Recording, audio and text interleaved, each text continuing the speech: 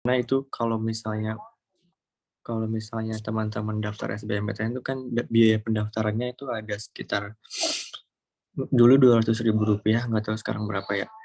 Nah dulu saya memaksakan diri untuk daftar SBMPTN, itu saya udah mau bayar pendaftarannya, terus kata guru BK, ada beasiswa namanya beasiswa bidik misi, itu untuk siswa berprestasi dari keluarga yang kurang mampu. Nah, kebetulan saya eligible untuk daftar bidik misi tersebut, kemudian daftar SBMPTN jadinya tidak bayar pendaftaran. Kemudian singkat cerita, alhamdulillah memang jalannya saya harus berkuliah di Unpad yang mana Unpad itu bukan pilihan saya di SNMPTN. Dan emang jalan saya udah ke Unpad dengan menggunakan beasiswa bidik misi, dan saya ingat betul waktu itu guru BK saya itu beliau Ya, silakan melanjutkan, Kak Riki. Kok bisa di unmute Ricky. Host bisa dibantu? oh tadi ke mute ya, sorry. Iya. Iya, singkat cerita akhirnya keterima di Unpad dengan beasiswa bidik misi.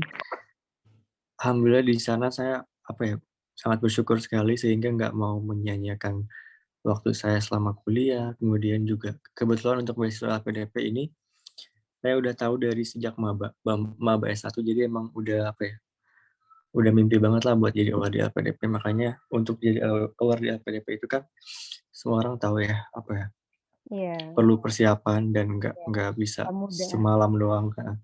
Jadi memang butuh persiapan dari kalau bisa sejauh mungkin kayak dari maba atau semester 3-4. Nah, jadi gitu, dan pada akhirnya sekarang qadarullah alhamdulillah ada di sini dengan beasiswa LPDP. Iya, alhamdulillah. Jadi kalau saya lihat, saya dengar ceritanya Kak Riki ya, mungkin akan menyinggung hal-hal terkait privilege. Karena selama ini banyak orang yang menganggap bahwa, aduh, aku nggak ada privilege, ayahku hanya seperti ini, ibuku hanya seperti ini. Tapi terkadang ketika mendapatkan sebuah kegagalan atau mungkin hambatan-hambatan seperti itu, seperti finansial, akhirnya jiper duluan, aduh, nggak usah kuliah deh, atau nggak usah kayak gini. Tapi ternyata Kak Riki mampu ya, teman-teman, untuk mendobrak semua ketidakmungkinan itu menjadi hal-hal yang mungkin. Ya, nanti kita explore lagi gimana sih cara Kak Riki itu melawan rasa insecure tersebut ketika harus mendaftar beasiswa atau ketika harus bersaing mungkin dengan orang-orang yang dirasa lebih kompatibel atau lebih keren dibanding kita, seperti itu. Saya akan pindah ke Kak Alan dulu ya, tentang kehidupan masa kecil Kak Alan. Karena saya kenal Kak Alan hanya di masa-masa dewasanya saja, sudah lumayan sukses waktu itu. Jadi tidak tahu nih seperti apa sih Kak Alan menuntut ilmu, apakah pernah ada pengalaman dibully sebelumnya, karena di pondok pesantren mau tidak mau, bukan mau tidak mau, tapi menolak tidak menolak, memang ada wacana tentang bullying dan sebagainya, seperti itu. Mungkin apakah ada hal seperti itu yang dialami Kak Alan? Silakan Kak Alan. Oke, bahas masa kecil dulu ya. Sebenarnya tidak ada yang istimewa ya dari masa kecil saya, tapi intinya saya mungkin tidak jauh beda ya dari Ricky, karena saya kan juga lahir di kampung, malah SD saya itu di kampung banget. Jadi pas masuk pesantren waktu itu saya merasa paling bodoh di pondok pesantren, karena teman-teman kan biasanya banyak dari kota, ada dari provinsi lain lah, kita ngumpul di situ dan banyak yang pintar. Ujung-ujungnya saya hanya dari 31 kelas biasanya cuma ranking 28, 25 lah gitu. Nah, pada suatu ketika saya kan nggak terlalu mikirin pelajaran, yang penting sekolah aja, memenuhi ini kebutuhan orang tua yang menginginkan saya untuk sekolah. Nah, pada suatu waktu tiba-tiba bapak saya meninggal dan ada kemungkinan saya nggak bisa lanjut sekolah, begitu pula kuliah. Nah, itu kemudian yang menjadi dorongan bagi saya, yang mungkin bisa dikatakan blessing in disguise ya. Jadi kayak bapak meninggal dan kayak buntu, nggak tahu mau ngapain. Nah, tiba-tiba situ saya berpikir, kayaknya saya harus berbuat sesuatu. Nah, waktu itu saya kelas 2 alia ya, kelas 2 SMA. Saya inisiatif belajar belajar seterusnya saya konsultasi dengan Bunda Andil tentang bagaimana ke depannya. Nah, waktu itu sebelum ujian, kan masih ada 1 tahun ya sebelum ujian nasional. Saya bermimpi saya harus lanjut kuliah dengan beasiswa kalau orang tua saya nggak mampu, karena yang ada kan cuma ibu waktu itu. Saya terus belajar keras dan akhirnya at the end pada saat ujian terakhir, saya malah dapat peringkat pertama di sekolah waktu itu dan mendapatkan beasiswa dari bupati untuk bisa lanjut kuliah dan mendapatkan beasiswa juga dari Kementerian Agama selama kuliah. Jadi saya ini anak beasiswa emang sejak dari S1 karena itu tadi perjuangan. Dan saya selalu yakin bahwa ketika kita memiliki sesuatu kayak ada penderitaan, ada duka, pasti Tuhan menyiapkan sesuatu yang membahagiakan. Dan satu poin lagi yang kamu tadi sampaikan, saya ini tidak pernah merasa sukses. Jadi saya tidak pernah merasa sukses. Kalau merasa bahwa saya sukses, I am not in that position at all. Saya nggak pernah merasa sukses karena ketika saya merasa sukses itu artinya saya sudah sampai di tujuan saya. But I don't want to be in that point. Saya tidak mau saya harus selalu mau maju lagi dan seterusnya, dan akhirnya itulah yang membawa saya sampai saat ini. Oke. Mungkin segitu dulu, Kak Mufi. Iya, ini nih yang saya sangat kagumi dengan Kak Alan karena punya self growth, jadi tidak pernah puas dengan pencapaiannya, jadi benar-benar selalu ingin belajar. Dan salah satu fakta dari Kak Alan juga, misalkan ketika Kak Alan kan merupakan guru saya ya teman-teman dari Aliyah, tapi ketika ada suatu masalah yang Kak Alan pun tidak sepenuhnya paham atau bingung, Kak Alan tuh akan bertanya, beliau tidak akan gengsi untuk menanyakan sesuatu kepada juniornya yang bisa dikata apalah kita kan, seperti itu. Jadi mungkin itu salah satu karakter yang sangat oke untuk seorang pendidik juga. Tadi menarik Kak Alan, karena Kak Alan cerita dulunya peringkat 28, tiba-tiba ternyata beralih ke peringkat 1, jadi satu momen tuh ternyata tidak mendefinisikan kita kepada keseluruhan hidup ya, Kak Alan, kepada keseluruhan perjalanan hidup. Seperti itu. Dan saya melihat ada garis merah antara Kak Alan dan Kak Riki yang semuanya benar-benar berjuang, entah dalam urusan finansial, yang satu juga qadarullah ditinggalkan oleh ayahnya di waktu-waktu kecil, yang dimana saat itu masih butuh pendidikan dan kasih sayang. Saya tertarik dengan pendidikan yang diajarkan oleh orang tuanya untuk Kak Riki dan Kak Alan.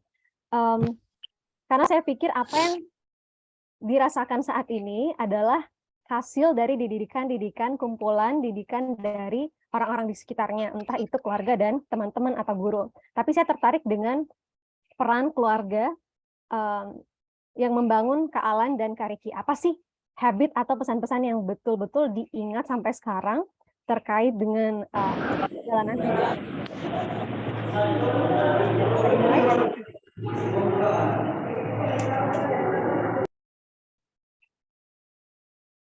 Oke, Kak Riki silahkan. Oke. Untuk seputar behavior sejak kecil, mungkin yang saya ingat dari orang tua saya itu, sejak saya kecil mereka selalu mengingatkan untuk jangan tinggalkan sholat. Itu udah pasti semua muslim, mungkin orang tuanya pasti mengingatkan hal tersebut. Kemudian juga membaca Al-Quran, itu udah pasti. Itu kayak mungkin bare minimum seorang muslim ya. Dan mungkin basic untuk dibicarakan. Paling behavior yang lain, kalau seputar pendidikan, itu orang tua saya selalu mengajarkan kepada saya dan adik saya, kebetulan cuma 2 anaknya, jadi mereka itu membiarkan anak-anaknya untuk mandiri. Jadi mereka tuh membebaskan kita sebagai anak untuk memilih apapun yang kita mau, asalkan kalian bisa capai sendiri gitu, tanpa bantuan mereka. Dan itu bisa it works karena sejak saat itu kita jadi sering berpikir sendiri, meskipun bisa dibilang masih sangat muda ya, remaja gitu kan. Misal waktu masih SMP gitu, anak SMP bisa apa gitu kan, istilahnya uang nggak punya, apa-apa nggak punya, tapi disuruh mikir sendiri kayak, kalau kamu mau kuliah pikirin sendiri gimana caranya. Nah, mungkin itu hal-hal kecil kayak gitu bikin kita jadi mikir step by step-nya. Jadi nggak apa ya, kalau orang-orang uh, mikir step by step-nya di sini maksudnya kayak kita nggak minta yang enak-enaknya doang, paham nggak teman-teman? Jadi Betul. kayak ketika kamu mau sesuatu, kamu harus pikirin gimana cara dapetinnya. Itu yang saya ingat, yang diajarkan sejak kecil. Kemudian waktu saya udah mulai kuliah S1, orang tua saya masih seputar kemandirian. Saya waktu itu diizinkan untuk asrama. Itu kebetulan saya dapat asrama 1 tahun pertama itu karena beasiswa bidik misi tadi. Kemudian untuk tahun kedua dan tahun ketiga, saya ada beasiswa dari Kader Surau Yayasan Baitul Mal, Bank BRI itu Hmm. mereka 2 tahun memprovide asrama dan di situ saya menerapkan ajaran-ajaran orang tua saya untuk hidup mandiri tanpa bergantung sama orang lain, kayak bergantung sama orang tua. Kalau ada keinginan cari sendiri gimana caranya. Nah di situ saya mulai bisa menerapkan hal-hal tersebut saat di asrama. Dan itu berlangsung sampai sekarang, alhamdulillah. Ketika di luar negeri juga saya jadi udah terbiasa untuk hidup sendiri, apa-apa sendiri. Mungkin itu penting untuk anak-anak laki-laki itu penting, tapi nggak menutup kemungkinan anak-anak perempuan juga harus mandiri. Gitu sih. Oke, I see. Berarti kemandirian ya yang betul-betul Heeh. melekat dalam kehidupan Kak Riki. Karena saya merasa bahwa nggak mungkin nih Kak Riki bisa langsung jadi sosok seperti ini gitu. Bisa kerja di beberapa startup yang oke gitu. Kerjaannya bagus dan juga bisa berkuliah ke luar negeri di usia yang sangat muda ya. Karena Kak Riki langsung lulus waktu itu kan, menurut Iya, informasi. hanya jeda setahun. Iya, gap year-nya cuma setahun dan alhamdulillah langsung mendapatkan beasiswa dan kegigihan tersebut. Dan untuk perjalanan beasiswa, teman-teman mungkin kita akan kaji nanti, itu tidak mudah. Jadi betul yang dibilang Kak Riki, kemandirian yang betul-betul ditanamkan orang tua. Jadi karena kita nggak bisa memungkiri juga generasi Z sekarang itu, saya nggak self-claiming generasi Z malas, tapi mostly yang saya lihat generasi Z lumayan cepat mau ingin dapat hal atau sesuatu Instan, yang ya. instan, yang serba instan gitu. Gimana Kak Riki menanggapi ini? Karena kebanyakan dari adik-adik sekalian ini mungkin juga adalah generasi Z. Karena generasi Z kan 1996 ya ke atas gitu. Gimana Kak Riki Iya. memberikan tips kepada adik-adik yang mungkin sudah bergelimang harta dari kecil tapi ingin menumbuhkan resiliensi itu? Kan mungkin agak susah ya gitu kalau misalkan kamu dikasih segudang harta atau privilege yang sangat banyak, tapi untuk menumbuhkan rasa resiliensi itu atau rasa gigih tersebut gimana ya Kak Riki kira-kira? Oke, sebetulnya saya juga masuk Gen Z ya, Kak. Oh, oh Saya iya, masuk masih Gen Z karena ketuaan ya saya ya. heeh, Heeh. saya lahir 99, jadi mungkin termasuk Oke. Gen Z. Mm-mm. Dan kalau misalnya teman-teman ada privilege, sebenarnya itu nggak masalah dan harusnya disyukuri. Cuman kalau misalnya untuk menumbuhkan kegigihan dan karena faktor perkembangan teknologi yang pesat, sebetulnya itu jadi salah satu media yang harusnya digunakan dengan baik, jangan Hmm. disalahgunakan. Contohnya untuk pencarian informasi, misalnya teman-teman pengen dapat beasiswa, tapi kebanyakan Gen Z, saya juga nggak menggeneralisir ya, cuman Iya. teman-teman saya kebanyakan yang mereka tuh sebenarnya pengen dapat beasiswa, tapi nggak mau nyari info nggak mau nyari info Mager gitu. sedetail mungkin, Mm. maunya tuh kayak mau yang simpel aja deh, nggak mau yang ribet gitu. Apalagi kan LPDP itu ribet banget ya. Banget. LPDP itu persyaratan administrasinya itu ribet banget, terus Hmm. seleksinya ada 3 kali seleksi, kemudian belum lagi tes bahasa Inggrisnya. Kadang kalau Gen Z yang males untuk cari informasi atau apalagi untuk belajar tesnya itu mungkin susah sih untuk melewati tahapan beasiswa. Cuman kalau untuk perkembangan teknologi itu justru harus jadi bantuan tersendiri bagi teman-teman untuk menuju ke arah pencarian informasi, harusnya digunakan dengan baik gitu sih. Paling penggunaannya yang harus diperhatikan. Oh, iya iya iya. Berarti, memanfaatkan fasilitas yang ada ya, Kak Riki ya? Yang Mhm. ada misalkan sosial media. Ada sih satu quotes yang saya suka banget, mungkin udah basi juga sih didengar sama teman-teman yang lain. "Maka nikmat gadget mana lagi yang kau dustakan," gitu.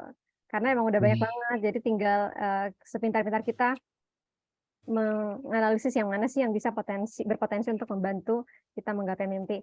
Untuk kalian, seperti apa kalian didikan orang tua, dan mungkin bisa dibahas juga ya tadi soal resiliensi itu dari perspektif pendidikan gitu. Oke. Saya dari orang tua tidak banyak sih, mungkin mirip-mirip aja sih kayak agar jadi kayak dituntut untuk selalu mandiri, sholat, apa dan sebagainya. Tapi emang saya waktu kecil nggak terlalu banyak diintervensi juga ya. Silahkan kalau saya diskusi ke orang tua biasanya mama saya selalu bilang lakukan kalau kamu mampu.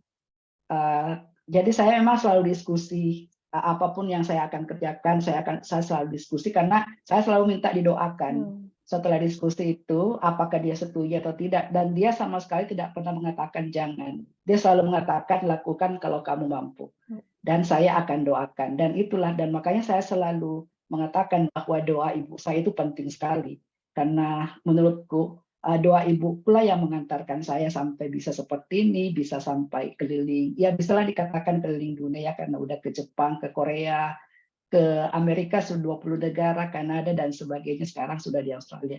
Dan ada satu hal yang ibu saya selalu katakan, dan ini mungkin sebagai orang tua ya, atau sebagai guru, penting untuk membuat anak kita atau anak adik kita memiliki mindset itu. Ibu saya selalu bilang begini, waktu kamu lahir, kamu seperti ini anaknya.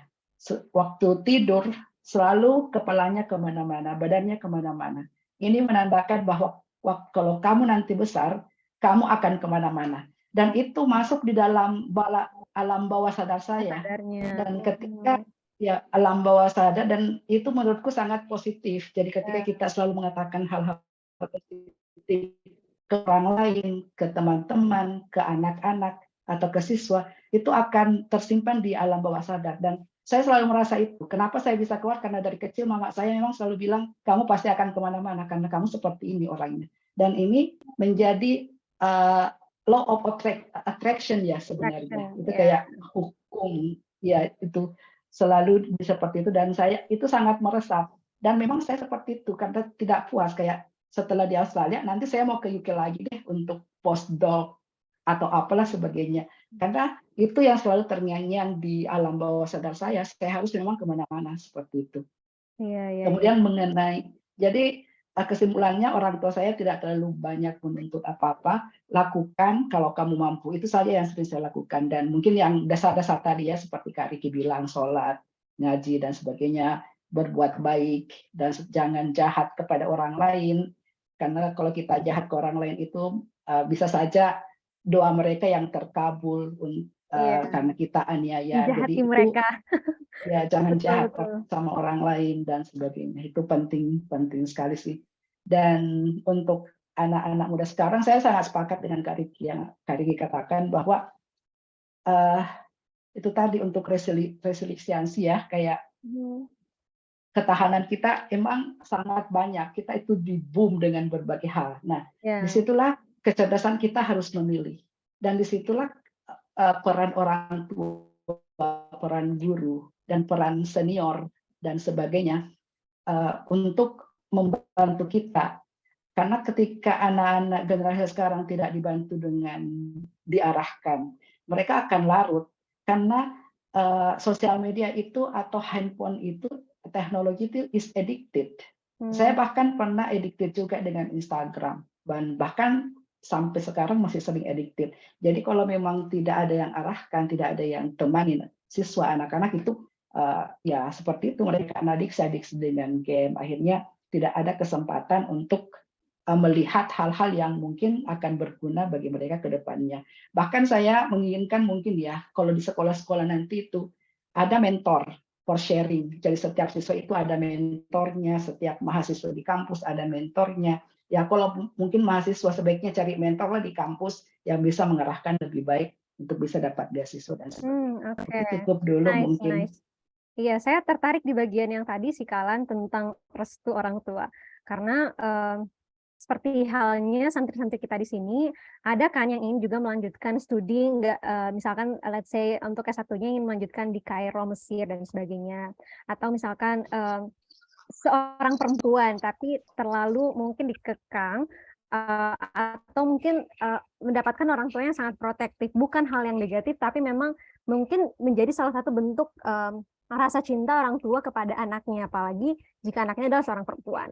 Ada nggak sih mungkin kalian tipsnya komunikasi yang baik kepada orang tua agar diberikan izin menuntut ilmu di tempat yang lebih jauh? Mungkin nggak hanya di Sulawesi Selatan atau let's say di Jawa paling dekat gitu. Di Jawa terus ke luar negeri. Oke, mungkin sebagai anak ya, bangun kepercayaan. Kayak saya mau ini, apakah orang tua kita percaya kepada kita? Jadi bangun kepercayaan diri dulu. Maksudnya bangun kepercayaan sehingga orang tua kita percaya bahwa kita bisa. Misalnya, mana mungkin orang tua akan mengizinkan kita ke suatu tempat kalau waktu sekolah kita main-main, malas-malasan. Nah, caranya adalah bangun kepercayaan dulu. Kalau orang tua sudah percaya dengan langkah-langkah kita, ini yang sudah saya lakukan, Pak, ini yang saya lakukan, Bu, dan saya harus sampai ke sana. Saya kira kalau mereka percaya itu lebih mudah untuk meyakinkan daripada nanti sudah daftar ini baru meminta izin ke orang tua. Itu Halo, kalian kita sepertinya itu yang internetnya kurang. agak Jadi down bangun tadi. kepercayaan dulu sehingga Oke, oh ya, kita agak down, a little bit down. Oke, now it's good. oke, Fine, gimana sekarang? fine, Oke, fine. ya, ya itu tadi yang paling utama. Bangun kepercayaan, step-stepnya dari awal. Boleh dari sekarang bangun kepercayaan sehingga orang tua percaya dengan kita. Ya, Iya. itu aja dulu. Terima kasih banyak. Jadi mungkin adik-adik yang ingin keluar kemana-mana gitu ya, tapi merasa kayaknya nggak akan dikasih izin. Seperti tadi tips dari Kak Alan, ya udah bangun kepercayaan dulu, tidak banyak main ketika mondok di pesantren atau di tempat-tempat lain. Jadi ketika waktunya untuk diberikan izin, orang tuanya sudah percaya bahwa anak ini sudah sanggup gitu, udah mandiri untuk dilepas melihat cakrawala yang berbeda. Oke, 2 pertanyaan terakhir mungkin tentang pendidikan ya, Kak Alan. Kenapa agak banyak soal pendidikan? Karena kita sedang menghadapi generasi yang sangat muda dan saya emang niatnya adalah gimana mereka bisa mendapatkan behind the scene-nya orang-orangnya yang ada di balik layar ini. Bukan hanya ngapain di sini, tapi gimana sih bisa terbentuk pribadi seperti itu. Apakah ada, saya nggak akan bilang menyesal, tapi apakah ada pendidikan yang selama ini Kak Riki dan Kak Alan lalui yang ingin direvisi? Misalkan apakah salah jurusan, atau misalkan sebenarnya nggak mau sekolah di sini, tapi ya udahlah ya, tapi ternyata a blessing in disguise, atau keberuntungan yang nggak disangka-sangka pada akhirnya. Atau jika ingin mengubah hidup kembali, apakah tetap ingin dengan path yang sama, atau ada yang ingin diubah, misalkan mau di international school, dan sebagainya. Kak Riki, silahkan.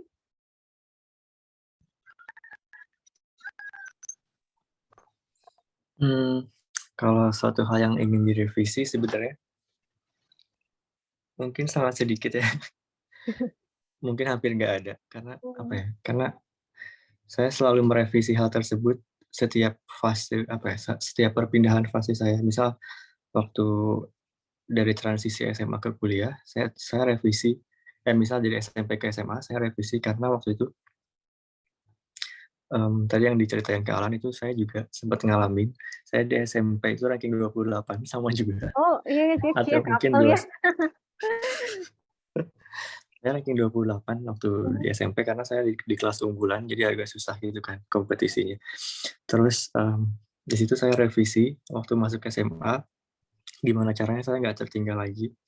Akhirnya saya berusaha untuk pilih jurusan yang sesuai dengan minat saya, yaitu di IPS, karena saya mengalami waktu di SMP itu IPA saya ketinggalan banget karena mungkin minat saya di IPS. Jadi saya merevisi hal tersebut, saya merevisi di SMA pilih IPS dan akhirnya alhamdulillah jadi langsung ranking 1. Ya, betul-betul.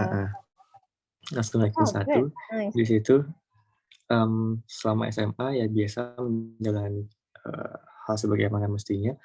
Kemudian waktu masuk kuliah, saya juga merevisi soal organisasi. Saya ngerasa waktu SMA itu saya kurang organisasi, teman saya cuma sedikit. Makanya waktu kuliah saya merevisi hal tersebut, jadi ikut organisasi yang banyak, kepanitiaan, lomba-lomba. Alhamdulillah, selama S1 teman saya banyak, relasi juga banyak, ikut lomba sana-sini. dan itu juga jadi bekal saya untuk daftar LPDP. Kemudian sekarang waktu udah mulai S2, sebenarnya saya juga masih tahap merevisi apa yang di S1, apa yang saya jalani di S1. Yaitu saya ingin memperbanyak pengalaman di bidang profesional, kayak ikut internship, karena saya masih ngerasa kurang waktu S1 di bidang profesional. Saya masih kayak, apa ya, bisa dibilang main-main lah, main-main di organisasi, main-main kuliah juga mungkin nggak terlalu serius. Makanya saya berusaha merevisi hal tersebut saat sekarang di sini, selama S2. Jadi kalau untuk menyesali nggak ada. Terus kalau untuk pengen balik merevisi juga nggak ada, karena alhamdulillah revisinya step by step dan sesuai fase, gitu sih, Kak. Ya, wow, nice, nice banget Kak Riki, karena apalagi yang pas bagian IPA IPS-nya itu. Selama ini kan IPA selalu diasosiasikan dengan Iya, pinter banget, kalau nggak masuk IPA nggak jago, nggak keren dan sebagainya. Tapi ternyata jika terus-terusan berada di IPA, bisa jadi Kak Riki mungkin akan punya jalan kehidupan masih yang berbeda ya, ranking atau mungkin 28 kayaknya. ranking 28. Itu Atau ranking justru terakhir kayaknya. mungkin justru mempertanyakan hidup, we never know kan Iya. sebenarnya. Dan Itu ternyata mindset pilihan yang harus diubah sih. iya, Itu mindset yang harus diubah, jangan menuruti kata orang lain, iya harus betul. IPA ini lebih gimana-gimana. Iya, jangan menuruti standar orang lain ya. Kalau misalkan Iya, harus IPA, yang paling pintar tuh IPA, padahal IPS juga punya kontribusi lain gitu. Menjadi digital marketing, menjadi banyak deh aspek-aspek yang sebenarnya keren banget untuk anak-anak IPS. Berarti seperti itu ya, no revision, ada revisi tapi tipis-tipis ya, dan tidak ada no regret. Semuanya jadi pembelajaran bagi Kak Riki. Kalau Kak Alan, bagaimana Kak Alan? Oke, saya apa ya? Mungkin sama aja sih sama Kak Riki, kayak saya tidak terlalu banyak tidak ada menyesali, cuman sebenarnya saya selalu merasa bahwa waktu peralihan SMA ke mahasiswa itu saya salah jurusan, karena memang passion saya waktu SMA itu suka matematika, suka accountant dan sebagainya. Accountant tapi bukan yang eksat ya, karena saya juga anak IPS. Saya merasa passion saya di IPS, makanya Hidup masuk IPS ya. IPS.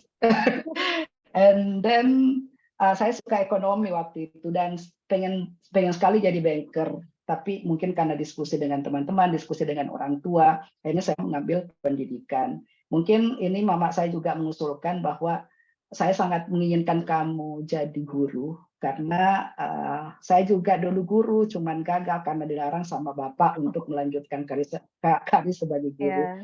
Tapi kalau kamu mau milih jadi di ekonomi silahkan, tapi kakak kamu sudah di ekonomi, ya seperti itu. Jadi saya akhirnya memilih jalur pendidikan meskipun bukan passion saya, karena saya tidak terlalu suka mengajar sebenarnya, meskipun pada akhirnya saya enjoy juga mengajar, dan buktinya sudah banyak siswa-siswa saya yang berhasil, sudah ada yang sampai ke luar negeri juga kuliah. Dan jadi meskipun awalnya tidak suka ngajar, tapi akhirnya memilih di pendidikan. Dan ya kita lihat hasilnya, Kak Mufi adalah salah satu siswa saya dulu juga, jadi mungkin saya tidak gagal lah menjadi seorang pengajar. Aduh, indikatornya jangan saya ya, masih jauh. Banyak ada di Mesir, ada di Australia juga dan sebagainya. Jadi tapi itulah yang mungkin jadi membentuk saya untuk ketika saya sudah memilih jalan ini, saya harus bekerja keras untuk betul-betul hebat yang seperti yang saya jalani. Dan pilihan saya ya udah, sehingga akhirnya sampai S3 pun saya tetap memilih IDD, bukan ke PhD Education, karena itu tadi, karena passion dan keinginan bahwa saya harus hebat, betul-betul hebat di sini. Dan saya kira merasa lebih bermanfaat lah di jalan ini. Nah, apalagi ya? Saya kira cukup untuk sementara. Intinya sih tidak muluk-muluk, saya menjalani hidup apa adanya, tapi selalu berpegang kalau sudah memilih sesuatu, pilihan itu harus dipegang kuat-kuat, dan kita betul-betul harus expert dan menjadi inspirasi bagi orang-orang di bidang kita, apapun itu. Nice. Oke, thank you Kalan. Ada 2 kata kunci yang saya dapat dari Kalan, tanggung jawab dan apa nih tadi, bermanfaat ya. Jadi pertama, bertanggung jawab dengan pilihan yang sudah kita pilih gitu. Jadi tidak asal menyalahkan orang lain karena pilihan yang kita ambil, Tidak asal karena menurut saya salah satu aspek yang bikin kita down juga adalah ketika selalu memblame orang lain atas pilihan-pilihan gitu dan juga bermanfaat. Jadi mau sekeren apapun bagi kealan, yang penting kita menebar manfaat. Salah satunya banyak sekali sih program yang sudah sangat bermanfaat dari kealan yang selama ini saya tahu. Ada kursusan, ada Alif Indonesia, dan jasa-jasa lainnya, entah itu revisi KPWTB. KPWTB yang menyatukan banyak orang. Teman-teman saya sekarang juga lebih reski kan tidak hanya dalam bentuk materi ya Kak Alan.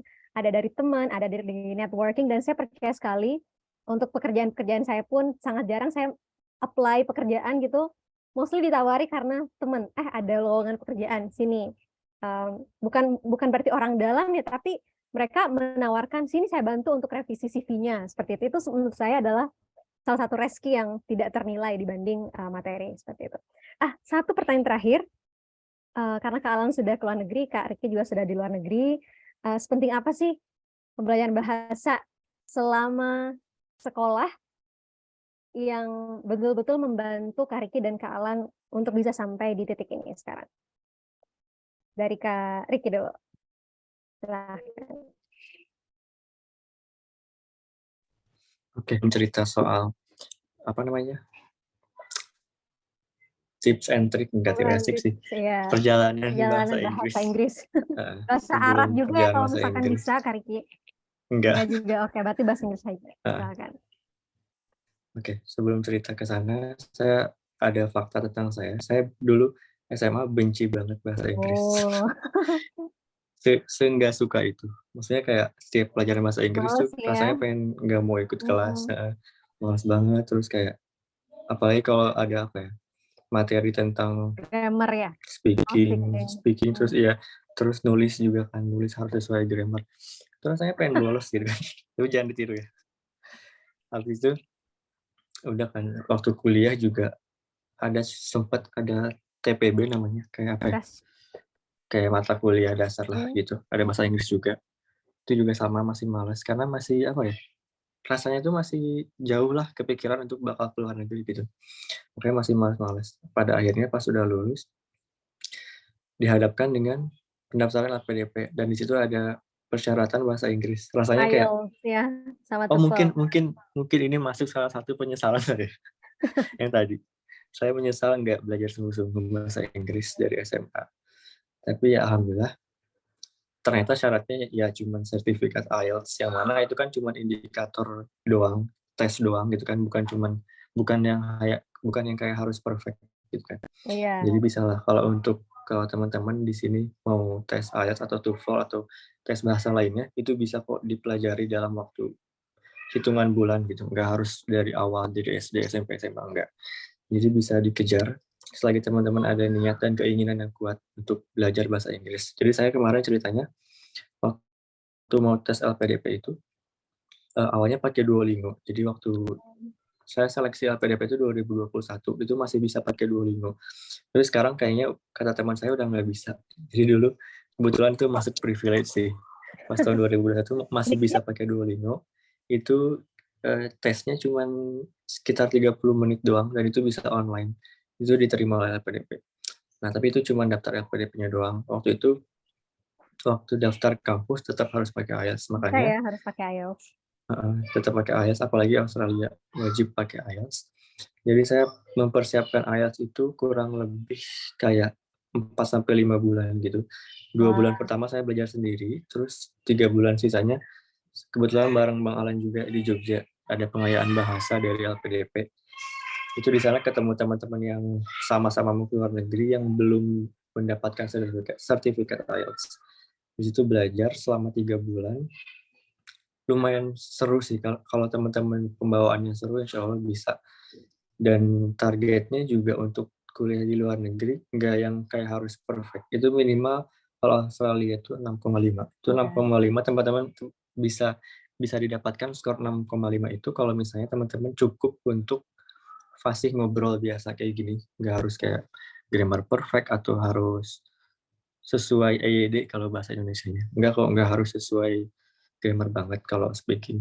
Cuman teman-teman harus terbiasa mulai nulis, baca bahasa Inggris dari sekarang. Karena untuk baca sama nulis itu harus jam terbang lah, jam terbang. Kecuali kalau speaking itu bisa dikejar, tapi kalau baca nulis itu jam terbang, harus sering-sering, kali-kali lah ganti bacaannya. Kalau saya sering scroll Twitter atau tulisan-tulisan itu ganti sekali jadi bahasa Inggris. Terus Ya. nulis kalau chattingan sama teman juga sesekali pakailah bahasa Inggris. Gak apa-apa salah-salah dikit, itu membantu kok gitu. Gitu sih Kak, apalagi ya. Oke, berarti nggak ada jalan ninja ya untuk bisa langsung Iya. tiba-tiba IELTS 6,5 ternyata 6 bulan, dan Ricky pun Dan merasa itu minimal sih. Iya, Kak Riki pun merasa mungkin ada sedikit penyesalan di sana, tapi karena Iya. memang ada rasa kegigihan gitu, jadi bisa tertutupi dalam 6 bulan itu. Kalau orangnya yang lempeng aja atau manja gitu, mungkin ya udah mundur perlahan aja gitu ketika melihat syarat IELTS setinggi itu. Thank you Kak Riki untuk sharing bahasanya. Bagaimana dengan Kak Alan? Bagaimana sih, berpengaruh apa sih pembelajaran bahasa Inggris ketika mondok dulu di pondok pesantren, dan ada enggak sih yang disesali sama Kak Alan? Oke, ini fun fact ya, artinya untuk mendapatkan skor IELTS itu memang kita berjuang luar biasa ya. Jadi saya sama Ricky itu kelompok belajar, jadi setiap subuh itu, habis subuh, kita itu kirim-kirim skor. Jam 10 malam kita kirim-kirim skor lagi. Malam ini kita practice reading deh. Habis itu Ricky kirim skornya ke saya juga kirim skor. Dan di subuh juga begitu. Jadi memang butuh perjuangan keras selama 3 bulan itu untuk belajar IELTS. Dan sepertinya itu akan mudah saja ya, seandainya mungkin kita berproses dari awal. Misalnya waktu SMP, SMA kita belajar, mungkin tidak akan sekerja keras itu untuk bisa mendapatkan skor yang kita inginkan. Jadi penting banget sih menurut saya, penting sekali untuk dari awal kita memang sudah memiliki bahasa Inggris atau bahasa Arab ya, yang mau ke Mesir. Karena tidak bisa kayak 1 hari 2 hari kita belajar langsung dapat IELTS sekian, harus sudah bisa belajar bahasa Inggris, sudah bisa bercakap dengan orang bule. Itu tidak bisa 1 hari 1 malam. Bahkan sekarang pun mungkin bisa ditanya ke Kak Ridi juga. Bahkan kami pun kalau sama teman-teman bule, sama dosen-dosen bule, itu masih kadang tidak paham. Karena shifting ya dari bahasa Inggris di Amerika sama Australia itu beda sekali. Jadi memang harus pembiasaan. Saya harus memulai dari awal lagi bagaimana memahami orang Australia.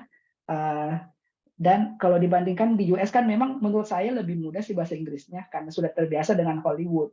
Nah pas ke Australia shiftingnya itu luar biasa. Saya harus mulai lagi. Jadi memang bahasa Inggris itu harus basic dari awal. Artinya saya aja yang sudah belajar bertahun-tahun bahasa Inggris masih merasakan yang seperti ini. Apalagi kalau memang mau instan, ya. Dan waktu mondok sih, memang bukan ngefans banget bahasa Inggris, tapi karena saya waktu di SMA itu pernah jadi ini ya. Mungkin pada saat SMA bahasa Inggris saya paling bagus lah di kelas. Akhirnya saya menjadi interpreter. Ada bule dari Denmark dan Australia untuk mengunjungi korban banjir di Wajo waktu itu. Saya yang jadi penerjemahnya. Jadi itu yang kemudian menjadi motivasi untuk selalu belajar bahasa Inggris. Jadi saya memang dari SMA di pesantren sudah jadi juru bicara dan terpilih dari sekian banyak anak-anak SMA Kabupaten Bone waktu itu. Langsung ditunjuk, oh kamu yang waktu itu. Karena memang bahasa Inggrisnya sudah bagus dari SMA. Dan sekarang pun harus dan terus belajar sampai saat ini. So it's not easy thing to do. Memang pekerjaan yang harus dari awal kita ini. Dan mungkin ini nggak boleh ditiru adik-adik ya, karena waktu di pesantren saya merasa kurang dalam bahasa Inggris dan kita nggak bisa keluar pondok. Makanya saya sering manjat pagar pergi kursus bahasa Inggris demi kecintaan terhadap bahasa Inggris. Aduh, ini bisa disensor tidak? Tapi ya disensor ya. Kebalikan ya. Aduh. Kebalikan, saya malah pengen bolos. Pengen main PS ya. Justru pengen bolos, satunya bolos manjat pagar biar bisa belajar. Karena memang di sekolah memang kan belum terlalu mendukung. Kalau sekarang udah nggak ini di pesantren sekarang itu memang luar biasa sih perkembangannya kalau untuk bahasa. Jadi tidak ada alasan lagi untuk keluar cari kursus karena memang sudah tersedia dalam. So it's your choice. Kalau memilih untuk belajar bahasa untuk keluar negeri kelak, ya silahkan. You have your choice sebagai santri ataupun alumni ya. Oke, that's nice. Kalau kita yang lain tuh kalau bahasa Bugisnya Kariki Cili, namanya Cili tuh kayak bolos untuk apa? Biasanya main PS atau makan bakso, kalau aku itu sih. Tapi di bukan jam istirahat, maksudnya bukan jam pelajaran, di jam-jam sela-sela itu aduh ke PLN makan bakso.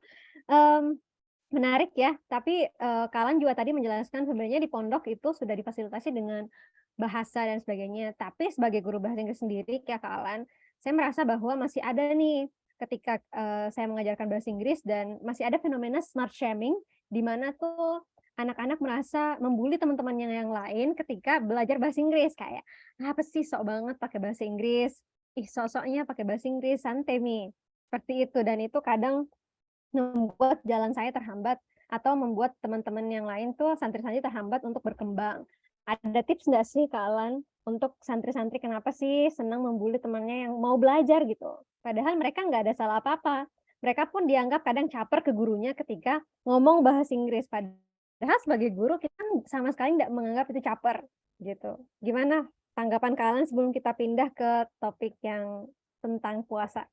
Oke, kalau saya sih jangan didengarkan ya. Maksud saya mereka tidak membiayai hidup kita, orang-orang yang kita itu membiayai hidup kita. So, kenapa sih harus didengarkan? Mending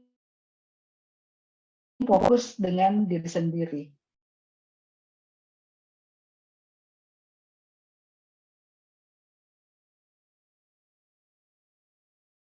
Dengan diri sendiri, jangan fokus kepada apa yang orang lain katakan.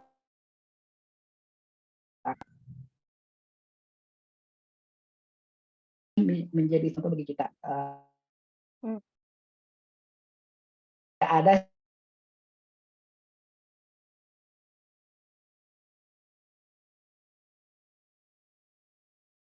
sudah selangkah lebih berkembang, selangkah lebih maju daripada pembuli-pembuli. Oke, jadi jangan didengarkan karena kalian lebih maju selangkah dari mereka. Oke, gitu terima aja kasih banyak mungkin Kalian dari untuk saya. sharingnya. Kita masih ada waktu sekitar 25 menitan dan kita akan pindah pembahasan ya mengenai puasa di US dan puasa di Perth. Karena tadi Kalian membahas tentang culture shock-nya tentang bahasa. Ternyata kok beda antara bahasa di US terus shifting ke Australia. Sekarang culture shock yang lain dari Kak Riki dulu. Ada nggak sih culture shock yang Kak Riki rasa saat puasa, khususnya saat bulan Ramadan, ketika Ramadan di Bandung dan Ramadan di Perth? Oh, kalau culture shock soal Ramadan pasti banyak ya, karena di sini Muslim itu minoritas, pasti di semua negara kayak Australia, Amerika, UK mungkin Muslim itu karena minoritas, jadi pasti banyak banget culture shock-nya. Yang pasti itu soal tarawih. Tarawih di sini kita harus rajin-rajin cari. Ini maaf ya kalau berisik. Oh, kirain di peserta kami, sorry. Oke, silakan Kak. Apa namanya, tarawih kita harus rajin-rajin cari info venue-nya. Jadi di sini tuh ada apa ya? Ada komunitas Muslim gitu kalau di Perth, terutama di kampus saya di UWA. Ada komunitas Muslim UWA. Jadi kita harus rajin-rajin cari informasi atau mantengin grupnya. Itu karena ada venue tersendiri untuk salat tarawih.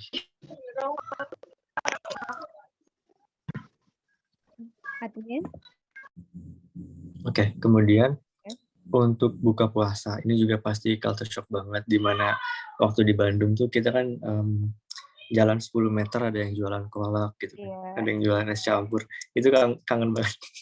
Di sini kayak kita harus masak sendiri kalau mau masakan takjil Indo.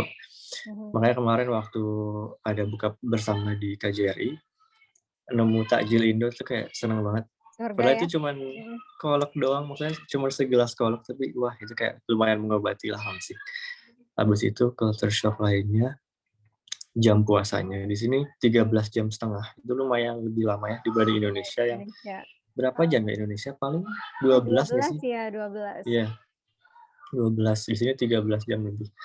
Ya beda dikit, cuman ya lumayan kerasa sih karena di sini waktu 1 Ramadan tuh buka puasanya 18.30-an sekian, setengah Oh, 7. mungkin lagi summer berarti ya waktu itu. Iya, waktu 1 Ramadan tuh masih summer kayaknya. Jadi lebih lama, setengah jam juga lumayan kan. Cuman sekarang udah mulai masuk autumn dan di sini tuh waktunya cepet banget majunya. Dari 1 Ramadan tuh setengah 7, sekarang udah mulai jam 6. Jadi kayak kalau di Indo kan naik itu semenit. Di sini tuh kayak Ya, langsung tiba-tiba beda 5 menit gitu. jam. Oh, 5 Gitu. menit. Jadi jamnya, heeh. Terus tapi sahurnya enak. Di sini jam 5. Sahur jam 5, terus sholat subuh tuh jam 5:50. Jadi santai lah kalau sahur. Kemudian apa ya? Udah sih paling itu doang soal waktu, ibadah sama makanan sih yang paling kerasa banget. Kayaknya kalau sisanya kalau masalah orang-orangnya di sini alhamdulillah banyak orang Indonesia banyak, orang Muslim juga banyak. Maksudnya yang non Indonesia ya. Kayak misalnya dari orang Timur Tengah alhamdulillah ada Ya. aja ditemuin. Terus orang India juga banyak Muslimnya. Orang bule juga ada. Jadi kalau alhamdulillah soal Muslim banyak di sini. Itu aja. Oke, tadi menarik nih Kak Riki bahas merasa seneng banget pas dikasih takjil gitu, ada kolak dan sebagainya. Kalau untuk lauk sendiri seperti apa tuh Kak? Apakah ada Oh opsi ya. untuk masak sendiri misalkan ya, kalau misalkan udah kangen banget sama makanan Indonesia, apalagi makanan Bandung, cireng, seblak, itu kan yang nggak ada dijual di nggak ada jual di Perth, bahkan kayaknya di pasar-pasarnya pun nggak ada ya, untuk di marketnya nggak ada. Jadi gimana nih mensiasati rasa mupeng itu ketika ingin buka puasa terus makan bakwan dan sebagainya, apakah harus memendam atau ke KJRI terus tiap hari biar dapat takjil atau ya udah masak aja deh gitu?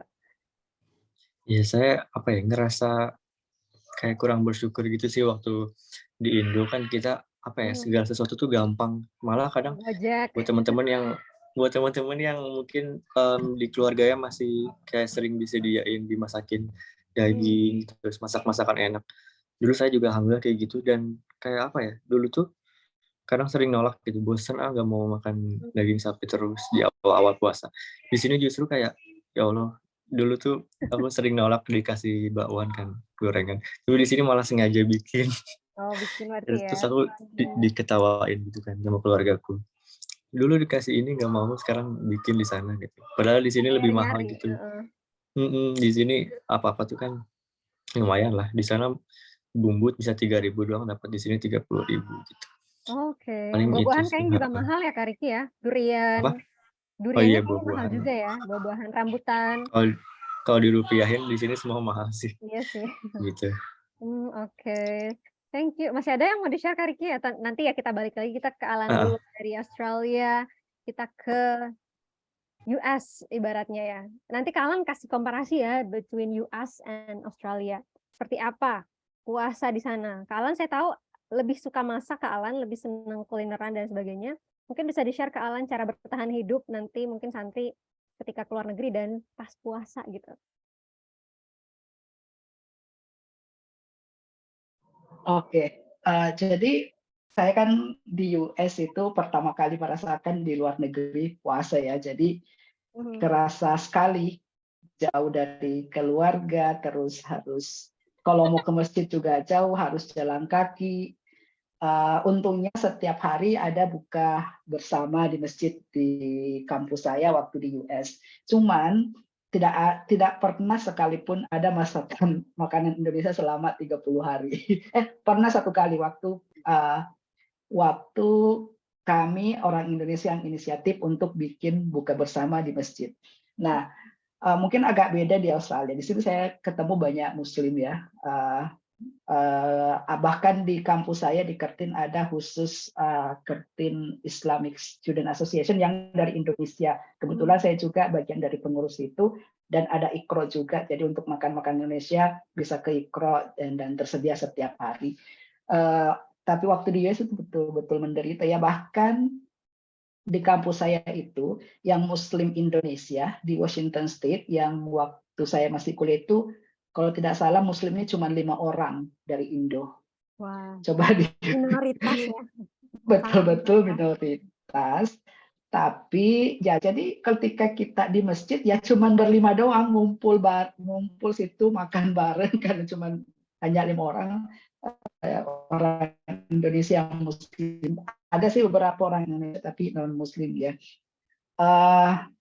Tapi ya again blessing in disguise ya, artinya pada saat puasa ternyata banyak juga yang bantu kita, teman-teman non Muslim orang Indonesia pada waktu kita ada kegiatan untuk buka bersama, mereka juga turut bantu. Kadang juga mereka bawakan takjil di rumah kita dan sebagainya. Jadi banyak hal lah. Jadi tidak perlu khawatir bagaimana sih puasa di luar negeri.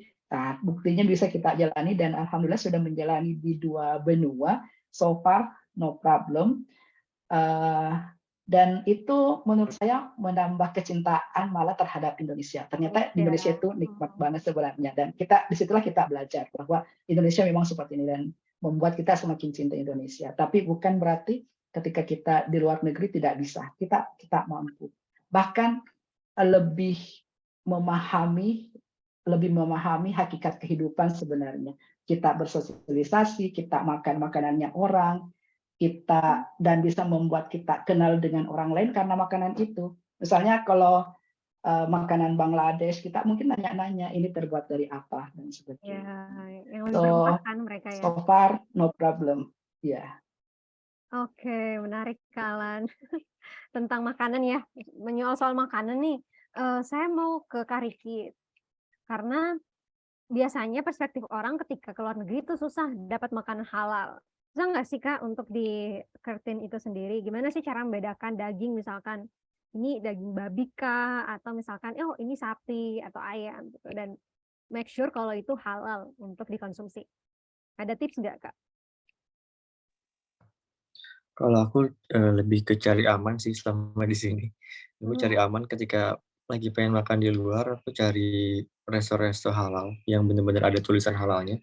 Kemarin sempat buka puasa di resto Malaysia di Perth.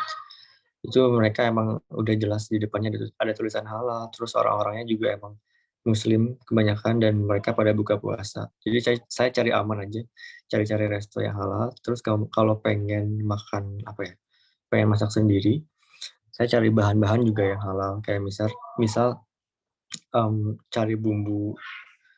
Kalau dari Indonesia itu namanya bumbu racik kan ya. Nah, saya cari-cari bumbu racik. Di sini ada toko Asia gitu yang jual bumbu-bumbu Indonesia. Saya cari aman beli bumbu Indonesia aja. Terus kalau untuk daging, saya cari di resto biasanya maksudnya di supermarket. Di supermarket tuh biasanya ada butcher atau tukang daging gitu. Kita bisa tanya ke mereka itu halal atau enggak. Oke. Sorry ya, Bos. Iya nggak apa-apa. Terus kalau misalkan, oke lanjut dulu. Nggak, tadi aku nanya kalau butchernya itu misalkan non Muslim ya, kita tanya, dia tersinggung nggak Kak? Misalkan kalau kita nanya ini halal? Enggak sih, orang sini toleransi banget. Kalau emang haram, mereka bilang haram gitu. Oh ya, enggak berarti bohong ya biar membuat Iya. laris gitu kan. Enggak. Kan sering ada kasus kayak gitu ya, udah dia pakai jilbab, bilang nanti ini halal dan sebagainya, padahal sebenarnya enggak. Tapi ternyata toleransi ya orangnya. Malah aku pernah ke suatu restoran sebelum bulan puasa itu, aku tanya kan, ini halal atau enggak? Padahal kan di situnya cuman chicken. Itu berarti kan bukan babi. Cuman mereka bilang itu tuh ada minyak babinya. Jadi mereka emang sejujur itu. Enggak kayak bohong biar laku, enggak sih. Iya. Wow, Terus nice. kalau benar-benar pengen menghindari ya paling kita masak sayuran sih yang paling aman. Jadi vegetarian. Tempe tahu. Tempe mahal nggak sih Kak di situ tempe tahu? Mahal. Tempe mahal banget di sini. Berasa makan mewah gitu. Tempe 50.000. Di pondok tuh tempe. Kalau menunya tempe tuh teman-teman lari ke kantin makan Indomie. Aduh, teman-teman tempe semahal itu ya guys di luar negeri. Padahal sehat dan bergizi. Oke, thank you Kak Riki untuk sharingnya. Ke Kak Alan tadi ya tentang puasa di US. Tadi US itu kan juga terkenal dengan salah satu negara yang cukup punya Islamofobik lah, atau misalkan benci dengan Islam. Pernah nggak sih Kak ada kejadian-kejadian aneh sebagai seorang Muslim yang menimpa Kak Alan di sana? Entah itu dikucilkan dari pergaulan, atau nggak diajak berteman, atau dicampur makanannya sama babi lah, dan sebagainya. Ada nggak Kak kejadian Iya, kayak gitu? mungkin karena saya tinggal di dunia akademik ya, jadi tidak ada, mungkin ada. Paling ditanya-tanya doang sih, pernah ada student dari Cina, dia bilang, kamu sholat 5 waktu ya? Waduh, capek banget ya kalau harus terus kamu puasa ya? Waduh, itu penderitaan banget ya. Waduh. Itu ya sudah ditanya-tanya gitu saja sih, tapi kalau masalah dibully karena Islam nggak masalah, bahkan menurut saya itu mereka sangat toleransi. Waktu di US kan kemarin ada bom gitu, bom kalau nggak salah di New Zealand ya, pada saat saya Iya, iya, akhir-akhir iya, di New kuliah. Zealand. Nah, itu mereka sangat solidaritas. Jadi di Masjid Pullman itu teman-teman Kristen, teman-teman non-Muslim itu membawa bunga. Mereka mengumpulkan bunga di depan masjid musola Pullman sebagai bentuk solidaritas kalau atas kejadian itu. Jadi bahkan di Masjid Pullman itu kita sering adakan interfaith dialogue ya. Jadi kita undang orang-orang non-Muslim, orang-orang Nasrani, bahkan ateis untuk dialog bersama di masjid. Dan itu menurut saya sebagai orang Muslim tidak ada masalah, karena mungkin saya tinggalnya di lingkungan akademik. Mungkin agak beda kalau saya mungkin di rural area atau mungkin di tempat-tempat yang memang penganut non-Islamnya lebih kuat, mungkin akan menemukan seperti itu. Tapi bahkan waktu awal saya kuliah semester 1 itu, hari itu sholat Jumat, saya mau sholat Jumat, dosen saya kan non-Muslim. Nah, saya tanya bagaimana saya caranya pergi sholat Jumat. Pada saat itu juga dia ajak saya ke mobilnya, diantar saya ke masjid. Baru dia kembali mengajar siswa di kelas. Dia bilang izin aja dulu sebentar. Kalau sudah sholat Jumat nanti balik di kelas. Saya diantar ke masjid waktu itu. Jadi menurut saya banyak juga yang sangat toleran, dan saya mengalami sendiri itu. Jadi mungkin hanya framing media ya, karena sebagai orang yang pernah tinggal di sana tidak merasakan hal itu, tapi memang kadang media memframing hal-hal seperti itu untuk membentuk suatu wacana sehingga banyak masyarakat yang membenci Islam. Tapi so far selama di US tidak ada masalah. Iya, kalau Kak Riki di Perth ada nggak sentimen-sentimen? Sama sih, apalagi Australia pasti lebih banyak Muslimnya dibanding Amerika. Malah waktu saya ada kuliah hari Jumat, itu baru beres jam 2, dan di sini Jumatan tuh jam 1. Saya bukan sering sih, saya selalu izin di 1 jam terakhir itu buat Jumatan, dan memang biasanya toleran, mereka izin dan paham gitu. Wah, berarti bukan berarti karena kita Muslim dan ada framing media mengatakan Muslim ini teroris dan sebagainya, tidak membuat orang-orang tuh jadi otomatis benci ya. Apalagi mungkin di lingkup akademik mereka lebih toleran, dan mungkin karena paham di balik teori Islam yang radikal itu, yang dipandang radikal, ternyata hanya framing media, dan mungkin ada unsur politiknya juga yang tidak dipahami banyak orang. Oke, terima kasih banyak Kak Riki dan Kak Alan untuk sharingnya. Saya agak was-was dengan waktunya karena udah dinotis Kak Alan dari kemarin katanya harus menyiapkan takjil sebagai warga negara yang baik ya. Warga beasiswa yang baik harus menyiapkan takjil di Australia. Mungkin last statement sebelum kita ke Q&A. 10 menit. Dari Kak Riki dulu mungkin pesan-pesan untuk adik-adik yang masih menuntut ilmu di pondok pesantren. Mungkin ada yang ingin disampaikan Kak Riki. Silakan. Iya. Buat adik-adik teman-teman yang mungkin belum kuliah ya, khususnya teman-teman jangan takut untuk menuntut ilmu ya, karena menuntut ilmu itu insya Allah akan dimudahkan jalannya apapun caranya gitu ya, asalkan kalian punya niat dan kegigihan yang sungguh-sungguh. Kalian tempuh aja step by step-nya, meskipun bisa dibilang pasti rumit, nggak ada yang mudah. Jadi kalian jangan takut dan harus berani ambil resiko. Itu sih kalau dari saya. Oke. berani ambil resiko. Jangan di zona nyaman terus berarti. Oke, kalau Kak Alan, apakah ada pesan-pesan? Ya, ya sama sih dengan Kak Riki. Kalau ada keinginan, yuk silahkan maju terus. Dan tidak ada yang tidak mungkin selama kita mau ya menjadi wajadah. Karena saya sudah katakan tadi dan mungkin Kak Riki juga sudah menceritakan juga bahwa kami berdua ini bukan orang dalam tanda kutip ya yang privilege banget untuk, dan orang tua kami pun bahkan mungkin nggak pernah membayangkan kalau anaknya bahkan ada yang bisa sekolah ke luar negeri.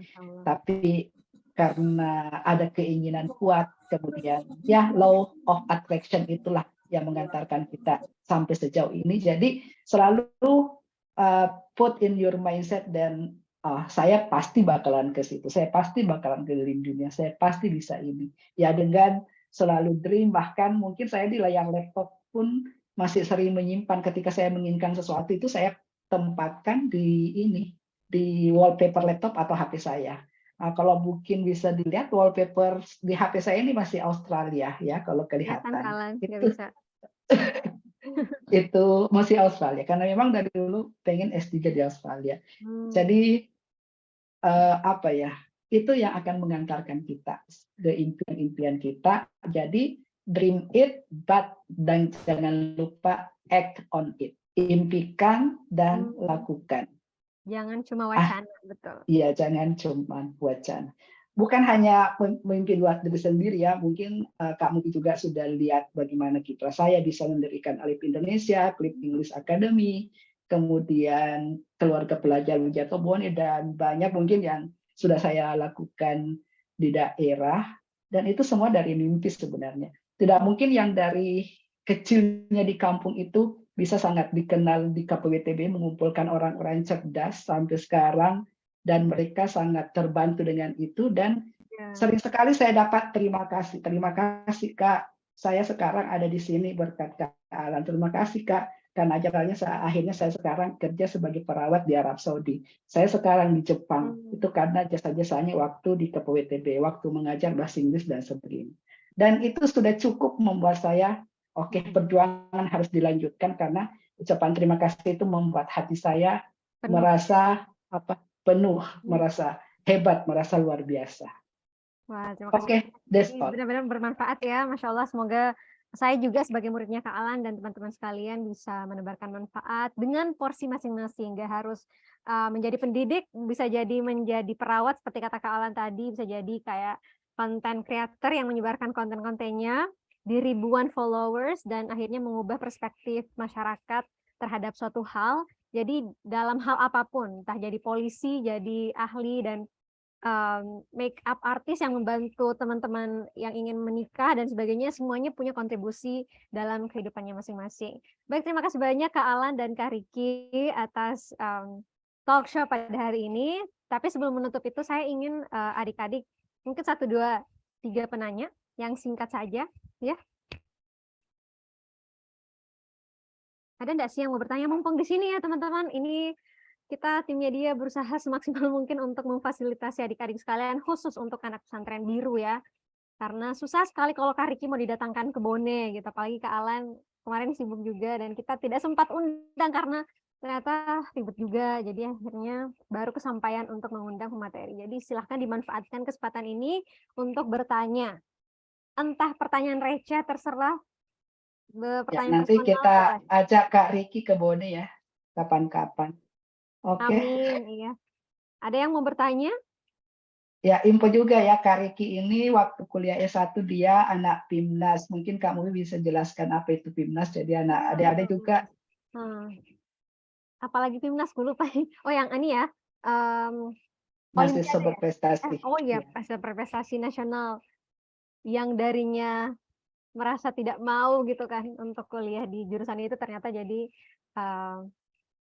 mahasiswa berprestasi. Bisa mungkin yang minta tips-tips belajarnya gitu. Gimana adik-adik?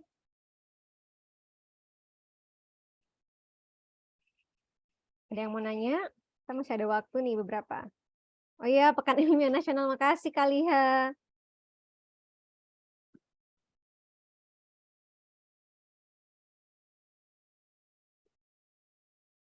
Ada yang bertanya? Udah deh, kalau tidak ada saya Iya, ya. Ada nggak ya? mungkin saya yang mau tanya ke Kak Riki aja deh, kayak Oke. eh, ini soal yang marketing ya, soal jurusannya, soal marketing. Bagaimana sih menurutnya kayak sebagai sebuah pondok pesantren yang mungkin bukan berbasis untuk mencari uang ya, cuman tetap butuh untuk exposure dan seterusnya. Untuk sosial media marketing itu harusnya seperti apa, Kak Riki? Mumpung ini ada orang marketing di sini. Ya, silahkan Kak Riki. Atau mungkin nanti kita akan buatkan sesi khusus ya untuk bahas soal itu dengan teman-teman media Aljum Media. Oke, silahkan Kak Riki. Iya, sebenarnya marketing itu kan luas ya teman-teman. Nggak cuma tentang jualan. Jadi marketing itu kalau diterapkan dalam segala hal, itu termasuk juga untuk self branding itu juga marketing. Jadi teman-teman penting banget untuk mengetahui diri teman-teman kayak untuk gimana sih cara sekalian self branding kemudian menjual diri kalian, menjual dalam hal positif ya kayak mungkin ketika kalian melamar pekerjaan atau juga termasuk melamar beasiswa itu kalian kan sedang melakukan marketing diri kalian sendiri. Jadi marketing itu luas banget.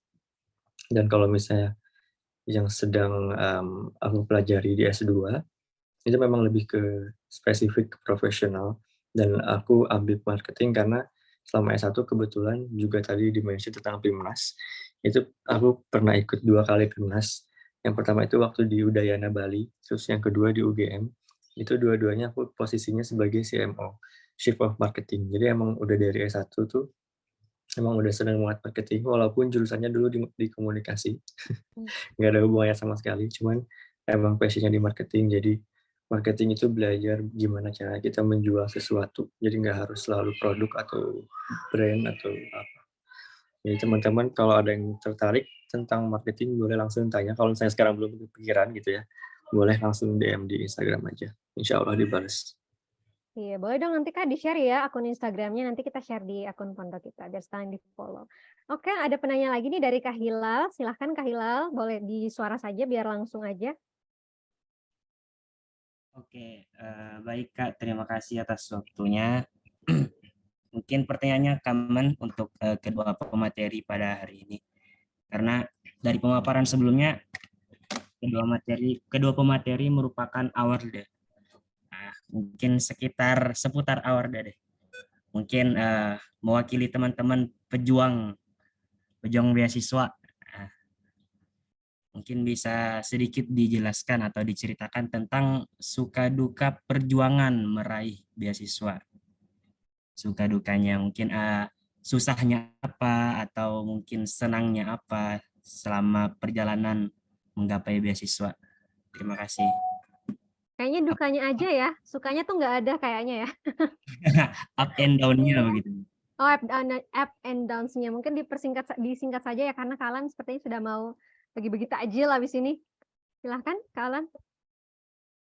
Oke, banyak sih kayak harus begadang, bikin esai, kemudian itu dukanya terus harus cari informasi, dan kalau ditolak ya pasti frustasi. Dan mungkin Kak Riki banyak tahulah bagaimana saya strugglingnya waktu mau S3 kemarin, karena Kak Riki ini kami selalu berdua curhat-curhatan, karena kalau ditolak atau IELTS lagi nggak bagus lagi ya kita biasanya sering sharing, dan Kak Riki itu banyak tahulah bagaimana kalau kita nangis-nangis karena ditolak profesor, bagaimana ditolak kampus dan sebagainya. Nah, itu untuk kampusnya. Kalau beasiswa sendiri mungkin saya kemarin berjuang sama teman-teman juga. Banyak ya teman-teman perjuangan, kita bikin grup supaya sharing dan sebagainya. Kemudian kita ingin tes, belajar.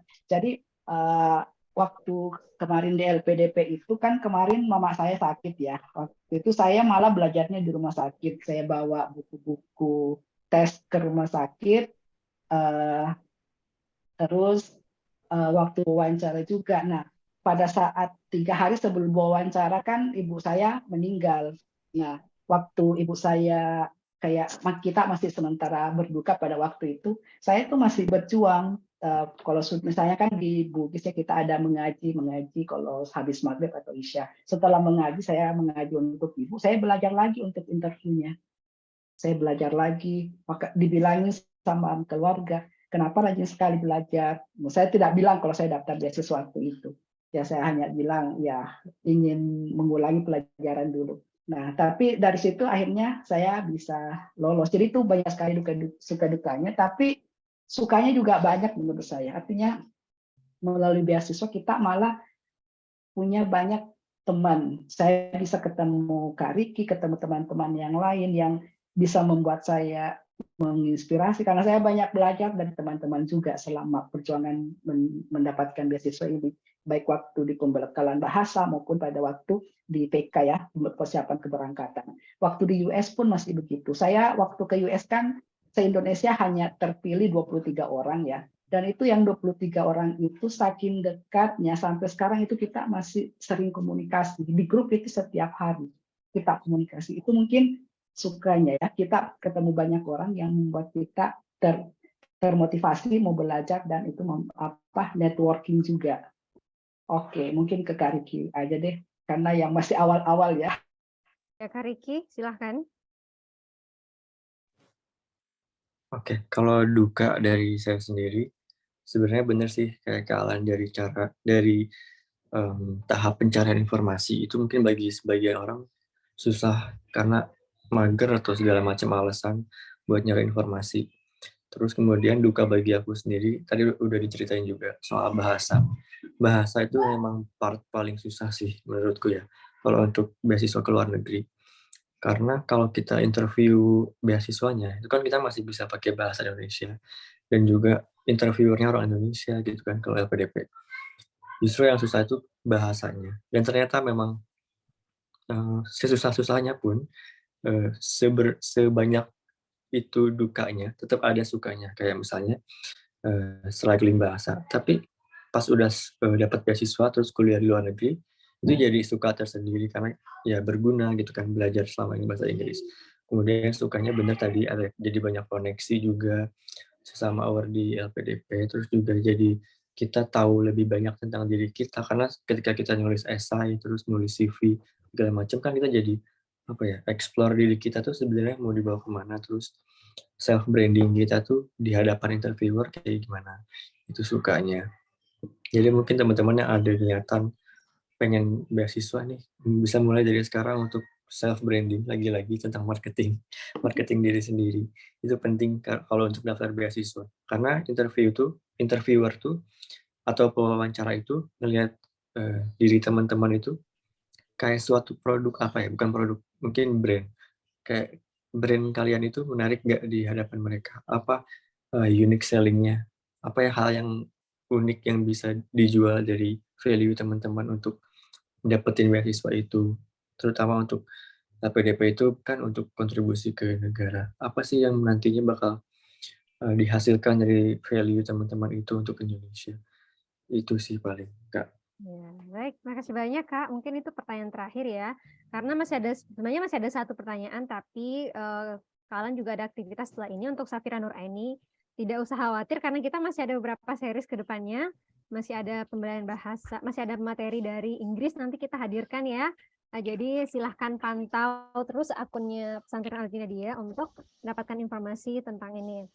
Dan untuk adik-adik sekalian yang masih bergabung, sebagaimana informasi yang kita sampaikan kemarin, akan ada giveaway atau hadiah spesial untuk 3 orang yang bisa memberikan rangkuman materi dirangkum dalam Instastory. Silahkan tag Pesantren Al-Junaidiyah Biru. Itu aja, simple banget.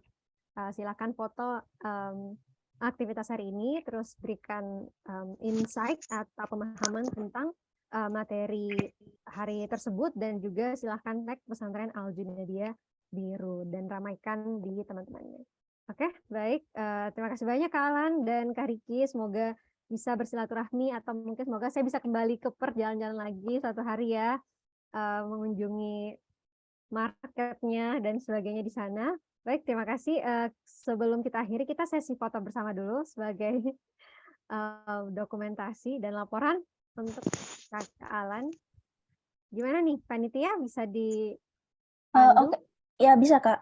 Mungkin adik-adik Kak Riki bisa. juga butuh untuk Nanti Iya saya ya. share ke Ricky ya. Oke, gimana? Adik-adik bisa diaktifkan kameranya ya.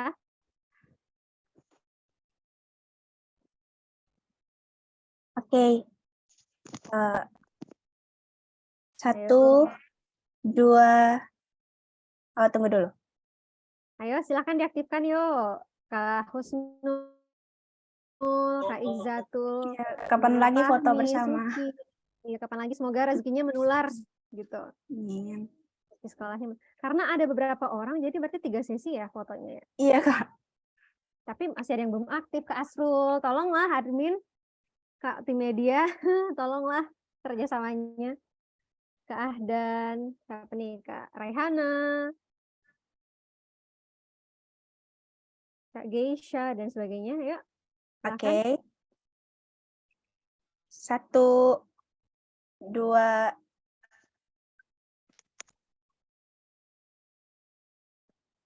1, 2. Masih banyak sinyal. 1, 2, 3. Oke, slide selanjutnya.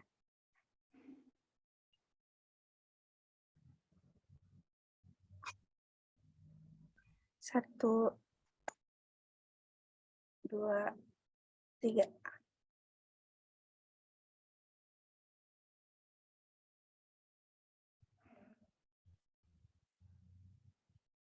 Udah? Oke, Kak, sudah. Baik, terima kasih banyak Kalan sekali lagi dan Kak Riki. Sampai jumpa di talk show selanjutnya juga. Dan adik-adik sekalian tetap pantau akun ya. Insya Allah hari Senin itu akan ada pemateri dari Qatar. Kita datangkan dari Qatar dan Kairo. Jadi pantau terus nanti kalau yang ini bahasa Inggris. Nanti insya Allah kita tanya tips-tips tentang bahasa Arab, tentang kehidupan di Mesir, apakah panas dengan padang pasir dan sebagainya. Ya, tolong di-share untuk kepada teman-teman yang lain ya. Semoga sudah selesai. Halo Kak Suhardi, Amit, temannya Kak Alan. Maaf Kak Alannya sibuk. Ya, nanti juga kita share akun sosial media masing-masing ya untuk Kak Samsul Alam dan Kak Riki. Dan jangan lupa silahkan masih ada 3 event insya Allah selama bulan Ramadan ini.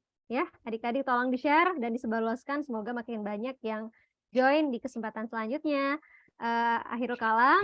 Assalamualaikum warahmatullahi wabarakatuh. Dan mohon maaf lahir batin semuanya. Oke, Dadah. terima kasih, Kak. Waalaikumsalam. Kalian izin pamit ya semua, boleh. Thank you adik-adik semuanya. Thank you. Thank you adik-adik. Datang nah tanggal ini, hari Senin di jam yang sama. Jadi biar pakai mukena memang Thank you dan semangat puasanya. Semangat puasa semuanya. Kakak Ana juga semangat mengedit. Oke, Ana Masih terekam padahal. Ana masih di pondok? Iya, Kak. Nah, Masih. Nah, apa pergi?